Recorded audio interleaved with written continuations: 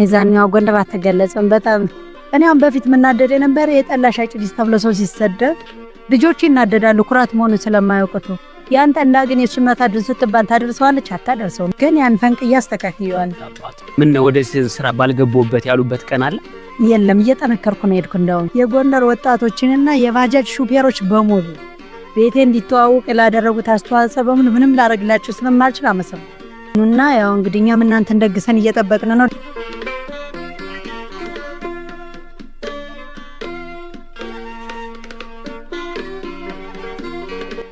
ሰላም ጤና ይስጥልን ውድ የጎልደን ቻንስ ቤተሰቦች እንደምን ሰነበታችሁ ዛሬ በታሪካዊቷ ጎንደር ከተማ ለየት ያለ ቀን አሳልፋለን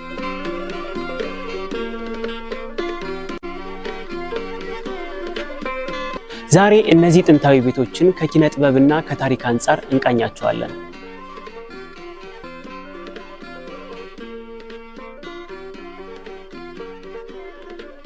ጎንደር መጥቶ ቀምሶ ማይደሰት ማን ነው ጠላማ ሲጠጣ የጎንደር ብቻ ነው በመጀመሪያ በጎልደን ቻንስ ዩቲዩብ ቻናል ለመቅረብ ፍቃደኛ ስለሆኑ ከልብ እናመሰግናለን እናንተ አከብራችሁ ስለጋበዛችሁን በጣም ነው ማመሰግናለሁ እሺ በመጀመሪያ ወደ መጀመሪያ ጥያቄ ሲሄድ ይሄ ቤት የተመሰረተ በየትኛው ዓመተ ምህረት ላይ ነው በውስጡስ ምን ታሪኮችን ይዟል የተጀመረው በ2007 ማለት የዛሬ ስንት ዓመት የዛሬ 11 ታህሳስ 9 ከ11 ዓመት በፊት ማለት ነው እሺ አሁን በውስጡ ምን አይነት ታሪኮችን ይዟል አሁን እንደዚህ ሲታይ ባህላዊ ቤት ነው ብዙ ነገሮችን አይተናልና ሁሉም ባህሉንም የጠበቀ ነው የሆነ ደስ የሚል ድባብ አለውና በውስጡ እስኪ ከታሪክ አንፃር ከባህል አንፃር የትኛው ነው አሁን ለምሳሌ በክፍለ ዘመን ብንመለከት ራሱ አሁን ለምሳሌ ብዙ ዘመናቶች አሉ ለምሳሌ አሁን እንደምሳሌ ብንመለከት ፋሲለደስ ዘመን አለ ሌሎችም ደግሞ የነበሩ ዘመናቶች አሉና የትኛው ዘመን ይገልጽ አሁን ይሄን ዘመን ነው ብዬ ልገልጽልህ ማለት እሱንም ያውቁታውን ታሪካዊዎች ወይም ያነቡ ናቸው እኔ አሁን ምንድነው ያመጣሁት ከ16ኛው ክፍለ ዘመን ጀምሮ ጎንደር ስትመሰረት እንዲህ በጎጆ ቤት ነው የተመሰረተችው ይባላል ያንን 16ኛው ክፍለ ዘመን ጀምሮ ጎንደር ስትመሰረት በጎጆ ቤት ነው ይላሉ ባፈ ታሪክ ነው ያው የሚያነቡት መጠይቃቸው ነው ይበልጥ ያወራሉ እና ማለት አሁን የትኛው ነው አሁን ለምሳሌ ዘመንን ባይወክል ራሱ አሁን ይሄን ዘመን ነው ብሎ መወከል ባይቻል አሁን የትኛውን ጊዜ ነው እንት ማለት ምን ይችላል አሁን ለምሳሌ እንዳልሽው የገበ ነገር አሁን አለ እስካሁን ድረስ ወደ መሃል ገጠር ገባ ብለህ ስትሄድ ብዙ አብዛኛው ገጠር ነው ይሄን እና አብዛኛውን ይገልጻል ያው እየዘመነ ቢሆንም እያዘመኑት ነው ግን ቢሆንም ብዙ አለ አሁንም አለ አዎ ደስ ይላልሽ ወደ ቀጣይ ጥያቄ ነው እሺ አሁን እኛ እንደምንሰማው ከታሪክ አንፃር ከወሬም አንፃር ምናምን ነገር የጎንደር ጠላ ለየት ያለ ነው ይላል እና እንዴት ነው ማለት ከሌላው ጠላ ለየት ያደረገው የጎንደር ጠላ እንዴት ነው አጠማመቁስ እንዴት ነው ከሌሎስ በምን ለየት ይላል እስኪ አሁን የኛ ጠላ አብዛኛው ነጭ ጠላ የሚባል አለ ቀይ ጠላ ሁለት አይነት ጠላ ነው ያለው ቀይ ጠላ አለ ነጭ ጠላ አለ እና እህሉም ይለያል እህሉ አሁን እኛ ብዙ ጊዜ ዳጉሳና ድራኛ እናዘጋጀው እና ያና አይከብድም እህሉ እንደውም ጠዋት ተነስተው ገበሬዎቹ ጠላ ጠጥተው ነው የሚወጡ ምንም እንትና ጌሾ ደግሞ ቅጠሉ ጌሾ ተመርጦ ነው የሚደረግ ተመርጣ ቀንበት የምትባለው ጌሾ ልቻ ድቀጣሎ እሷ ተመርጣ ነው ጌሾ እንኳን የምናደርግ ድቅን ደግሞ ገብስ ነው የምናደርግ ስለዚህ አይከብድም አሁን ጠላኛ በርግጥኛ በተለይ ወንዶች ላይ እኛ ባናቀውም ቢያንስ የሚጠቀሙት አሁን ለምሳሌ ጌሾ በቀል ሌሎች ነገሮች ምናምን ነገር የሚጠቀሙት አለና አሁን ያ አብዛኛው ጊዜ ስንመለከት ምናምን ነገር ሁሉም ያን ነገር ይጠቀማልና ግን ጠላው የተለያየ ነው ስለዚህ አዘገጃጀቱ ነው ያልሽ ነው አዘገጃጀቱ ነው እንጂ በቃ የሚያስፈልጉ ነገሮች ሁሉ እንዳሉ ተመሳሳይ ናቸው ግን አዘገጃጀቱ ይለያያል እዚህም ሆነን እኮ ተመሳሳይ ጠላ እንደምጠም ምን እንኳን አሁን ወጣ አይተከዋለ አንድ አይነት ምስር አንድ አይነት ከኪዘ ወጣችን ምን ይለያያል የራሱ ያቀመሙ ልዩነት አለ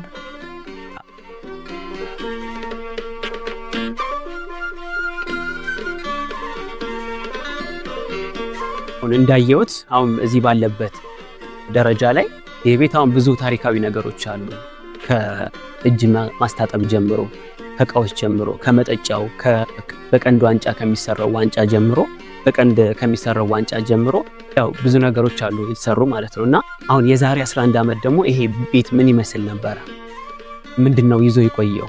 አሁን የዛሬ 11 ዓመት ያልነበረ ነገር አሁን የነበረ ምንድነው እሱ የሚለውን ጥያቄ እስኪ።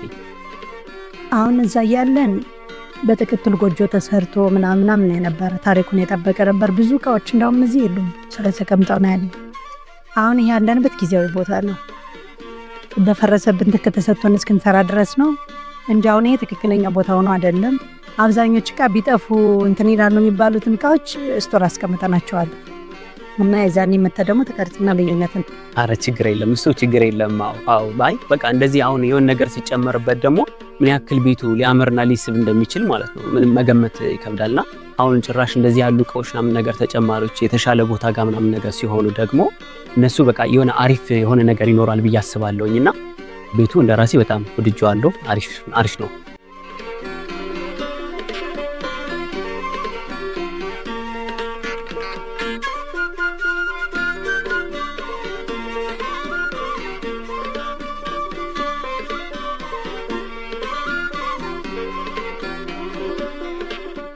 በጣም ቆንጆ ነው።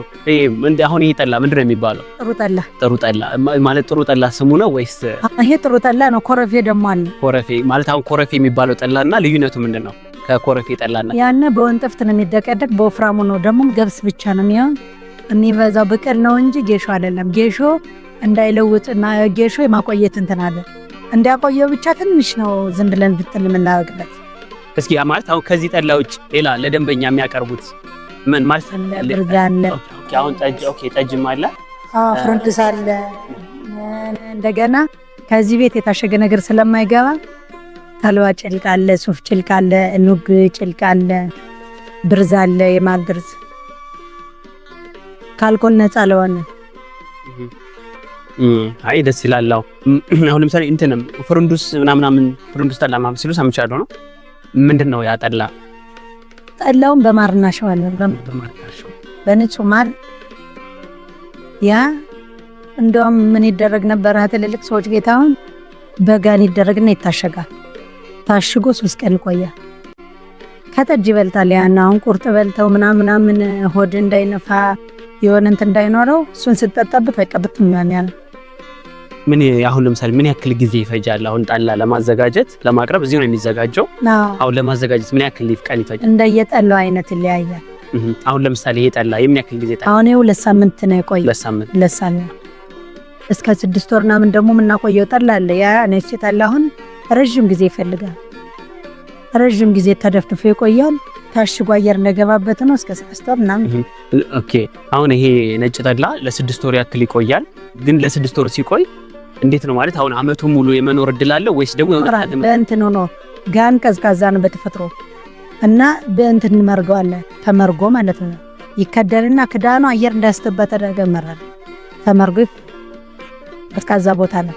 አይ ደስ ይላል። ለአኑ ደግሞ መሬቱ ይጎረድና መሬቱ እንትን ይስተገባኝ ከዛው አተከፈበታል።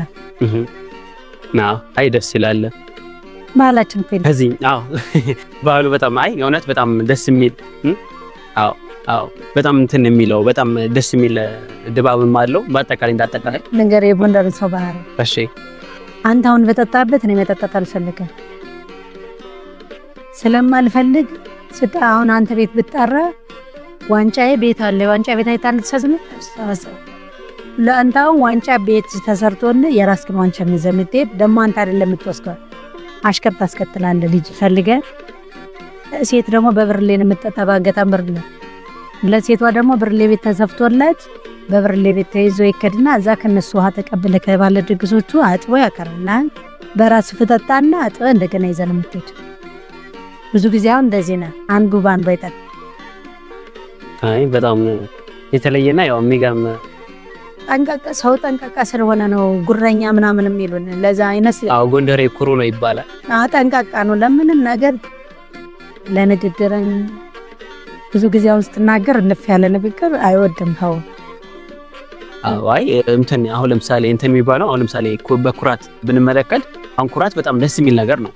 ምንም አሁን ጎንደሬ መሆን አይደለም ኢትዮጵያዊ መሆንም ያፎራል እና መኩራት መቻል በሀገርም በምንም መኩራት መቻል በጣም ደስ የሚል ነገር ነው።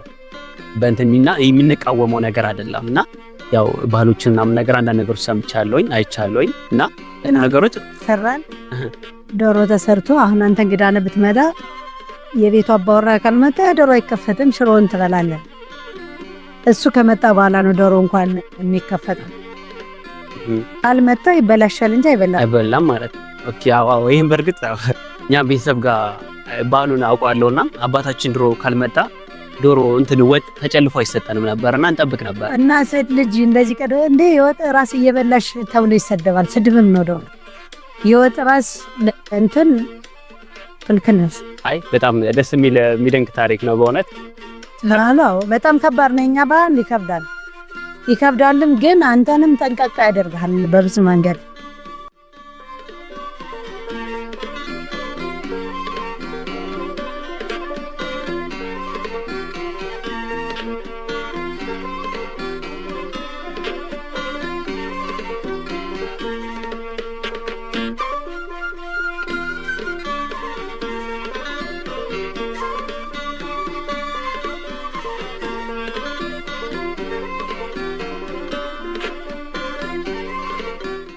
እንዴት ነው ሻው ማለት በፊት ከነበረው ባህል ጋር አሁን እንዴት ነው እየጠነከረ ነው ወይስ ደግሞ እየቀዘቀዘ የመጣ ነገር ነው? አሁን ባህሎችን ብንመለከት አሁን መፈለስ አለ። አብዛኛው ወደ ውጭ የሚያደላል። አሁን እንደውም እየተመለሰ ይመስለኛል። አሁን ባህል ላይ ስታየውን ባህላት ሲሆኑ ማንም ወጣት ዘመናዊ ልብስ ለብሶ አታየው። ሴት ልጅዋን ሱሪ ብዙም የለም አሁን ላይ እየተሆነ በባህላት ወቅት በተለይ አብዛኛው ሰው ባህል ልብስ ነው የሚለብስ። እየተመለስን ነው። ግን አንዳንዴ የሆነ በማታውቀው ዓለም ያንተ ባልሆነ ነገር እሸነገናለ። ያንተ ባልሆነ በማይመለከት እኛውን አሜሪካ እንትን እያልን የሰው ማስታወቂያ የምንሰራው የራሳችን ብዙ ነገር እያለ በእኔም በራሴ በጣም ነው የምኮራው በኢትዮጵያዊነቴ። ከማንም ዙሪያ እኮ ብሔር ብሔረሰብ አሁን ብዙ ጊዜ እድሉን አግኝቻለሁ። በከተሞች ሰራን በኢትዮጵያ ሳምንት ምናምን ስትሄድ ያለን እንትን ይለያል። የኢትዮጵያውያን እንትን ራሱ ስንገናኝ ያለውን ነገር ስታየው በጣም የሚያስቀና። ከማንም ማንም ከኛ የሚደርስ የለም ብዬ ነው ማሰብ። ለምን እነዛን አላውቀውም። ገብቷል። ይበልጥ ይሆናል ግን ከኛ ይበልጣል። እኔ እንትን አለኝ። ደስ የሚል ነገር ነው። ደስ የሚል ነገር ዙሪያ የማጨርሰው ባህል እኮ ነው ያለን።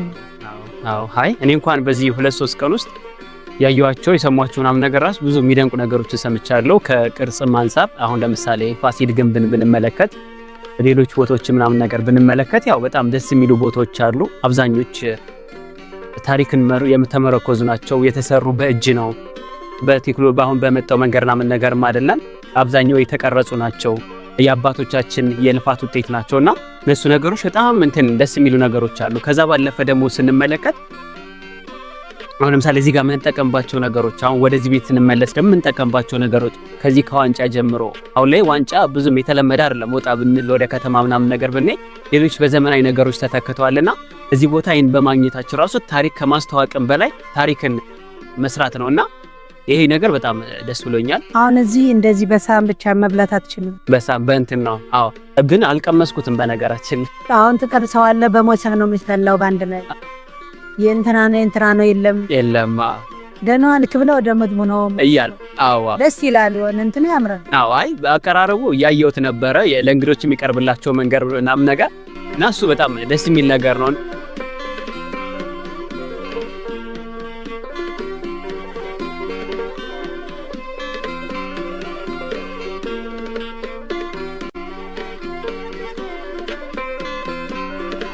ሰርቻለሁም አልሰራውም ማለት አልችልም። ሰርቻለሁ። በብዙ ሰው ልብ ገብቻለሁ።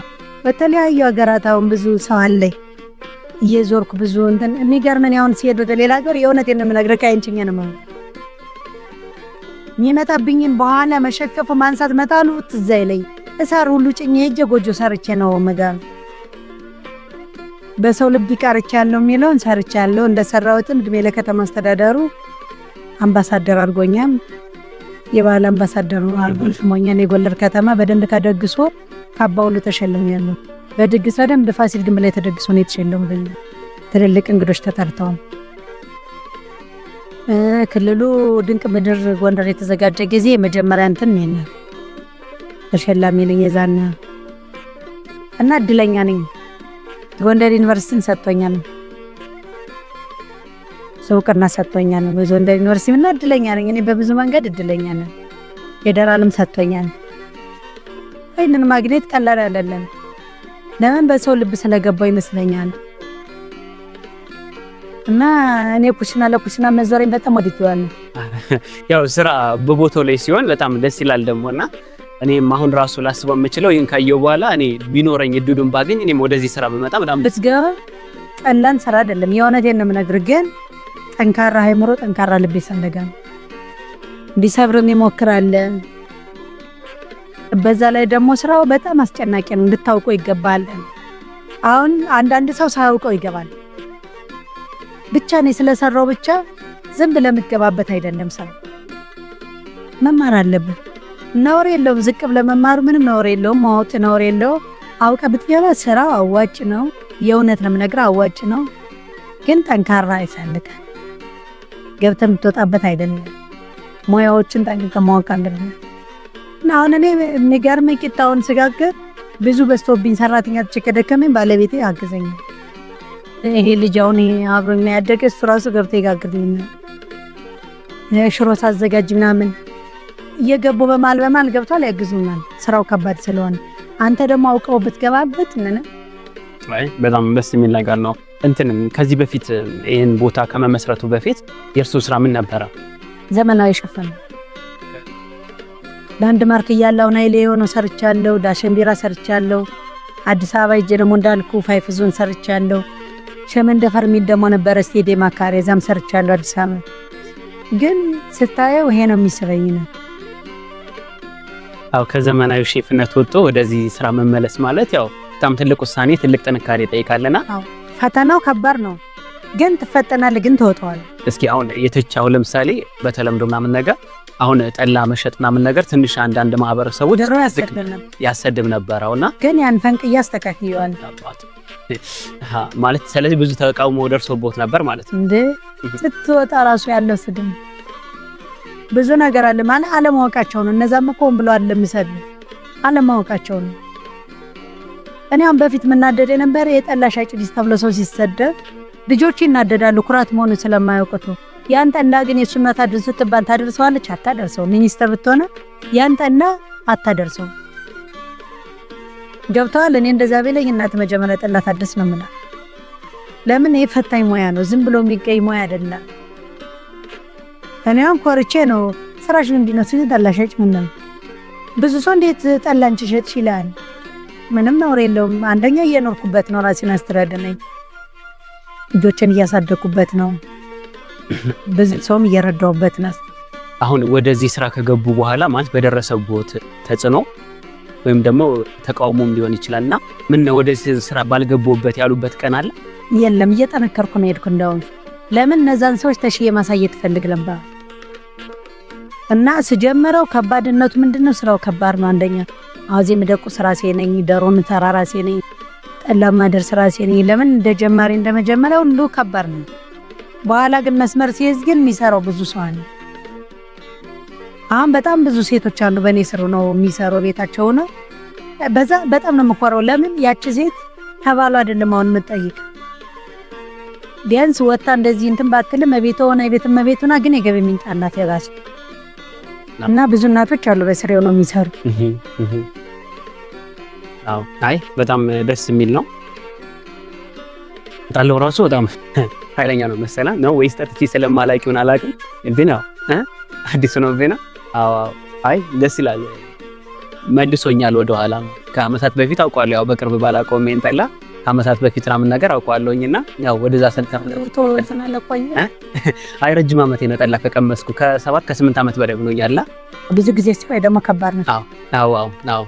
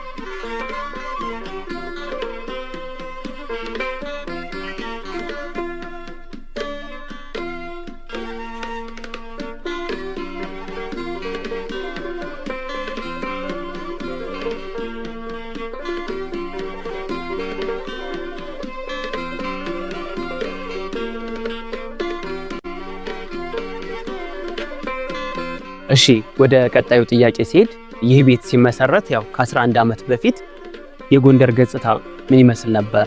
እንደዚህ አይነት ቤቶችስ ነበሩ? አዝማሪ ቤቶችን እንደዚህ አይነት ቤት ጭራሽ አልነበር። ገጽታው ዘመናዊ መልኩ አሁን ገጽታውስ እንዴት ምን ይመስል ነበር? ገጽታውስ የዛኛው ጎንደር አትገለጽም። በጣም እንዴት ማለት አትገለጽም ስትይ እንዴት? ምርጥ በቃ ሰላም የነበረበት ምንም ማንሰማበት ነው የነበር። ደስ ይል ነበር። ባለስልጣን ሊሆን ይችላሉ፣ ደራሲ ሊሆን ይችላሉ። በቃ በጣም ትላልቅ ሰዎች እንደዚህ ለሀገራችን ለኢትዮጵያ ለሌላም ሊሆን ይችላል አሻራ ያላቸው ሰዎች ባለስልጣኖች ሊሆን ይችላሉ፣ ባለቅኔዎች ሊሆን ይችላሉና እንደዚህ አይነት ሰዎች መጥተዋል። ከመጡ ስነማን ለምሳሌ አሁን ስማቸውን ገለብዬ ነው መግለጽ አልችልም እንጂ በጣም ብዙ እዚህ ሳይደርሱ አይሄዱም ማለት እዚህ ሳይደርሱ አይሄዱም። ብዙዎቹ አብዛኛው እንትን ይመጣል። አሁን ለምሳሌ በቃ እንደዚህ አሁን እንትን ሊል የሚችለው ነገር አሁን ስም ብትመጥቀስ ብትፈልጊ እንኳን እከሌ እንደዚህ መጥቶ ነበረ ወይም ደግሞ እከሌ እዚህ ብዙ አልኩ። አሁን ገለብዬ መጥራት እንትን አይደለም እንጂ ብዙ አብዛኞቹ ይመጣሉ። አሁን ታዋቂ ሰው የምትለው አብዛኛው እዚህ ደርሶ ነው የሚሄደው። ያው አሁን እነዚህ እንትኖች የምትላቸው ባለስልጣናት አሲር ግንብ ላይ ራስ ግንብ ላይ ምናምን እራት አብልቻቸዋለሁ። ገበታ ለሀገር አዲስ አበባ መጥቼ እኮ እራት አብልተዋል በሚባታካል እና አሁን ገለገለ ስማቸውን ምታራልቸው አላውቀውም ስማቸውን። በእርግጥ ያው በጣም ብዙኛ ራሱ እያየ ነው። በጣም ብዙ ከጠቅላይ ሚኒስትሩ ድረስ አብልቻለሁ እራት። ግን ገለብያውን ለመጥራት አትለየውም ብዙ ነው። እስከ ጠቅላይ ሚኒስትሩ ድረስ እራት ካበሉ ያው ጠቅላይ ሚኒስትርም ተገኝቷል ማለት ነውና ያው እዚህም ባይሆን ካለበት ወስጃይ አይደስ። ስለዚህ አሁን እንደዚህ ትዕዛዝ ምናምን ነገር ሲኖር አገልግሎት ሰጣላችሁ ማለት ነው። አሁን ለምሳሌ የሰርግ ፕሮግራም ምናምን ነገር ሲኖር ለዚህ አይነት ዝግጅት ታደርጋላችሁ ማለት ነው። እንኳን እዚህ አዲስ አበባ ማን ጀመረናል። ግን ማለት አሁን ስራው እንዴት ነው? አሁን ለምሳሌ አዋጭነቱ ካለው ነገር አንፃር ምናምን ነገር እንዴት ነው ሲታይ? ምንም አይልም። ተመስገን ያስብላል። አሪፍ ነው። ምን አንተ ከኔም አልፎ ብዙ ሰዎችን በዚህ ስም ማስተዳደር ማለት ቀላል አይደለም። እቺ ቤት አሁን 130 ሰው ምናምን ያንሱ ተስተዳድራለች። ቀላል አይደለም። ይሄ ብዙ ነው።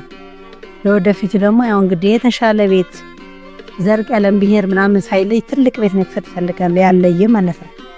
ኢትዮጵያዊ የሆነ ቤት ብከፍት ደስ ይለኛል። አይ በጣም ይሄ ማለት እስኪ ከምን የመነጨን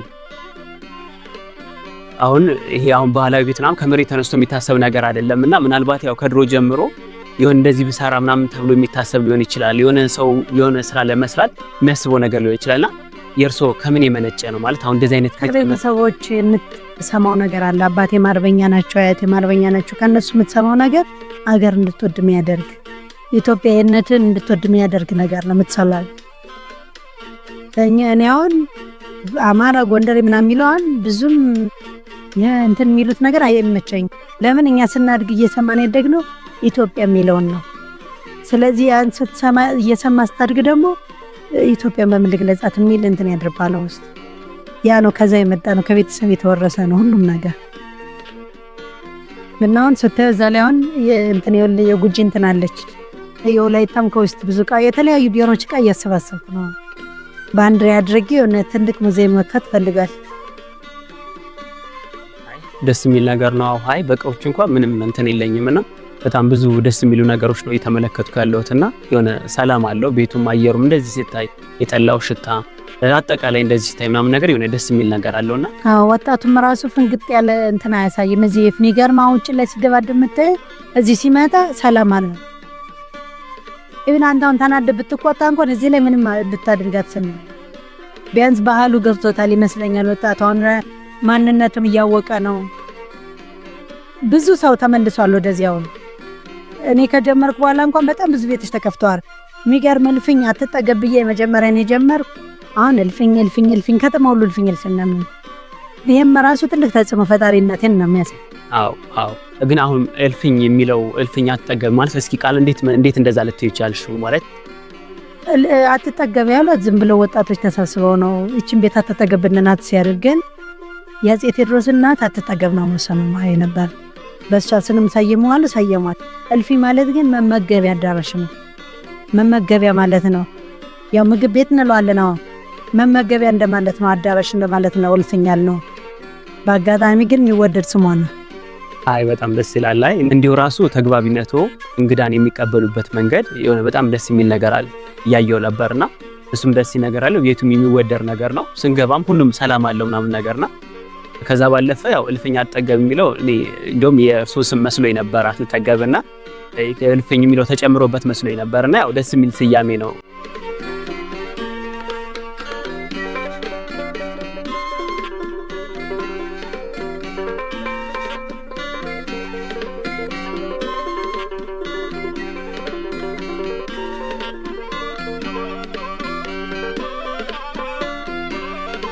አሁን በዘመናዊ መልክና በባህላዊ መልክ ያለውን ግጭት ተቋቁሞ እዚህ ደረጃ ጋር ለመድረስ ምን ያክል ዋጋ ከፍሏል? ምን ያክል መስዋዕትነት ተከፍሏል?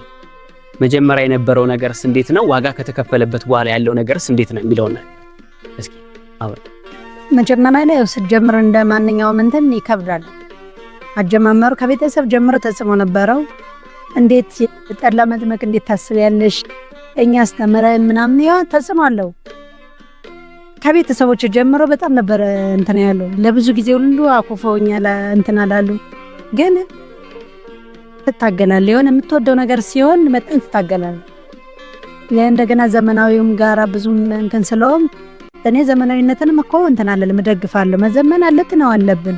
ግን መነሻችን ሳናውቅ ወደ መድረሻ በጣም ከባድ ነው። ለአንድ ነገር መነሻ ያስፈልገዋል።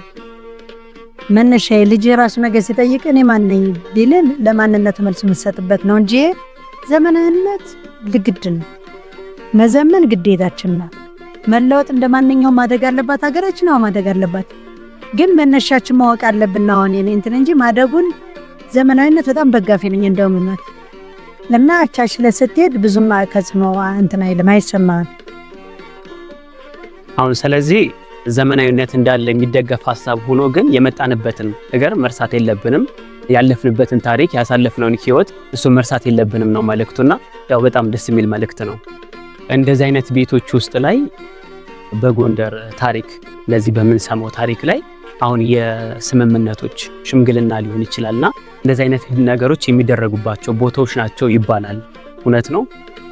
ስምምነታው መጀመሪያ እርቅ ብዙ ጊዜ ጎንደር እንደ ጃል ተከሉ አርካ ቤተክርስቲያን ውስጥ ነው የሚደረገው። እኛ ደግሞ የመድኃኔዓለም አቅራቢያ ስለሆነ እዛ ሽምግልና ያደርጉና እርቅ ከተፈጸመ በኋላ የሰላሙን ፈንጠር ከኛ መተተው እንትን ይላል የእርቁን እንትን መጨረሻ። ስለዚህ እርቅ የሚፈጸም አሁን ቤተክርስቲያን ቦታ ጋር ከሆነ እዛ ጋር እርቅ ይፈጽማሉ። ከዛም በኋላ ግን እዚህ ጋር ይሄ ፍንጥር የምንለው ማለት እሱን እዚህ ቦታ ጋር ያካሂዳሉ ማለት ነው። የሰላሙን እንትን ወዳቸው መሻሩን ለማወቅም አብሮ መብላቱንም እንትን ይላል። አሁን እዚህ ቤት እንደዚህ እዚህ ቤት ውስጥ ላይ ምናምን ነገር እንደዚህ ተደርጎ ያውቃል? የእርቅ እንትን ብዙ ጊዜ ሽምግልና ከቆየ በኋላ የእርቅም የጋብቻ ሽምግልና ምናምን ከሆነ በኋላ መጥተው ከኛ ቤት እንትን በጣም ደስ የሚል ነገር ነው። እስኪ እሺ ከተሰጡ የደንበኞች አስተያየት በሙሉ የማይረሱት እስኪ ይሄ ማለት በቃ እኔ ውስጤ ላይ አለ የሚሉት እስኪ አስተያየት ካለ። አንድ አርቲስት ነው መጥቶ አንቺ በቃ ለዚህ ነው የተሰራሽ ከዚህ እንዳትወጪ፣ ለዚህ ነው የተሰራሽ ይሄንን አሳድገሽ ወደዚህ እንጂ ከዚህ በኋላ ወደ ሌላ መንገድ እንዳትጃለኝ ነው። አዎ እኔ ይሄንንም ደግፈዋለሁ። እኔም ለው የምችለው ነገር ነውና የምር እኔ እንደዚህ አይነት ቦታ በማየቴ በጣም ደስ ብሎኛል። በጣም ኮርቻለሁ እውነት ማለት ነውና ከዚህ ቦታ በቃ ከዚህ እንዳለሽ የአርቲስት እንዳለሽ በቃ ባይወጡ ደስ ይለኛል። በዚህ ቢቀጥሉ የተሻለ ለማሻሻል ቢያደርጉ እኛም ደስ ይለናል። አንደኛ ታሪክን ባህልን ማስተዋወቅ ነውና ይሄ ለአንድ ግለሰብ ብቻ ሳይሆን እንደ ሀገር ራሱ ትልቅ ውለታ ነው እና እንደዛ ስለሆነ ያው ወደዚህ ስራ ሳይወጡ በዚህ ቢቀጥሉ እኛም ደስ ይለናል።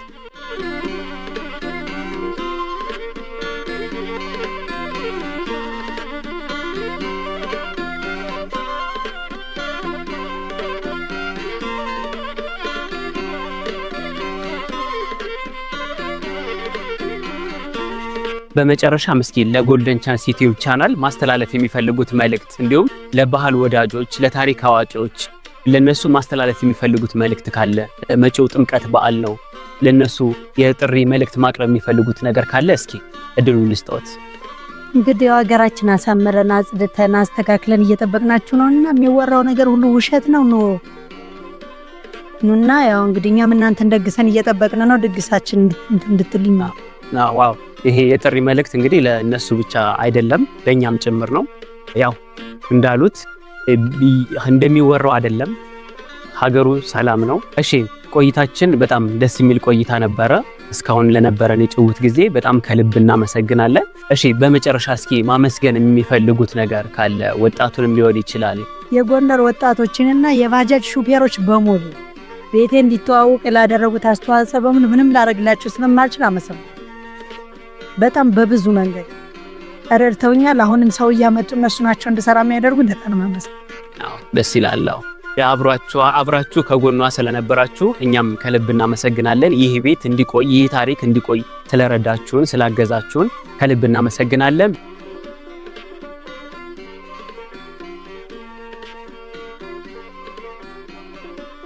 ጎንደርን በቀን መጎብኘት ሌላ ትርጉም አለው። ዛሬ ያየናቸው ባህላዊ መጠጥ ቤቶች ከመዝናናት ባለፈ ለከተማው ሕያው ሙዚየም ናቸው። እናንተስ የጎንደር ቤቶችን በቀን ጎብኝታችሁ ታውቃላችሁ? ከጎበኛችሁስ የትኛው ቦታ ማርኳችኋል? ሐሳባችሁን ኮሜንት ላይ ያስቀምጡልን። ይህ ቤት የብዙዎችን ትዝታ ይዟል። የእናንተስ የልጅነት ወይም የጉዞ ትዝታችሁ የትኛው ቤት ቀርቷል?